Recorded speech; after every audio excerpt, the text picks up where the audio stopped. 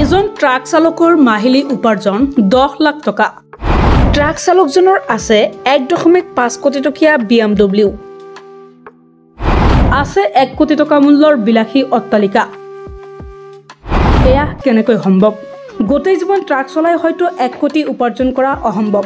তেনে ক্ষেত্ৰত মাত্ৰ 2.5 বছৰ ট্ৰাক চলাই এজন লোকে বিলাসী অট্টালিকা নিৰ্মাণ কৰাৰ লগতে ক্ৰয় কৰিলে 1.5 কোটি টকাৰ BMW। বহুতে ভাবিছে এজন ব্যক্তিয়ে ট্ৰাক চলাই ইমান টকা কেনেকৈ উপাৰ্জন কৰে। ভাৰতৰ অন্যতম ধনী ট্ৰাক ড্ৰাইভাৰৰ সৈতে আহক আজি চিনাকি হওক। এও ৰাজেশ ৰাৱাল, বৰ্তমান সামাজিক মাধ্যমৰ এটা জনপ্ৰিয় নাম। পেছাত তেওঁ এজন ট্ৰাক ড্ৰাইভাৰ। ট্ৰাক চলাই গোটেই দেশ ভ্ৰমণ কৰি উপাৰ্জন কৰা টকাৰে তেওঁ ঘৰ চলায়। কিন্তু সেই ট্ৰাক চালকৰ ঘৰৰ সন্মুখতে এতিয়া আছে 1.5 কোটি টকাৰ বিলাসী বাহন। এয়া সম্ভৱ হৈ উঠিছে কিয়নো তেওঁ এজন ইউটিউবাৰো। ইউটিউবে সলনি কৰিলে ট্ৰাক চালকজনৰ জীৱন। ৰাজেশে ইউটিউবত তেওঁৰ দৈনন্দিন জীৱনৰ ভিডিঅ' বনাই লাখ লাখ টকা উপাৰ্জন কৰে।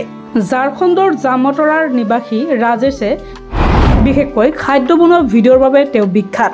ইউটিউব আৰু ইনষ্টাগ্ৰামত ৰাজেশৰ মুঠ ফলোৱাৰ্ছৰ সংখ্যা 3 মিলিয়নতকৈ অধিক। শেহতীয়াকৈ এটা পডকাষ্টত তেওঁ কৈছিল যে তেওঁৰ জীৱনটো আগতে এনেকুৱা নাছিল। তেওঁ অতি মধ্যবিত্ত জীৱন যাপন কৰিছিল। মাহে 25,000 পৰা 30,000 টকাহে উপাৰ্জন কৰিছিল ৰাজেশে।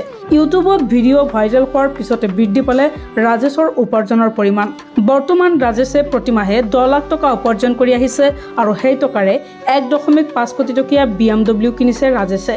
তেওঁৰ সফলতাক লৈ নেটিজেনসকলে বিভিন্ন ধৰণৰ মন্তব্য কৰিছে। একাংশই আচৰিত হৈ কৈছে যে এজন ট্ৰাক চালকৰ পৰা আৰম্ভ কৰি এজন ডাঙৰ ইউটিউবাৰলৈকে লাভ কৰা সফলতা সঁচাকৈয়ে প্ৰশংসনীয়। News desk report, Assam 24x7।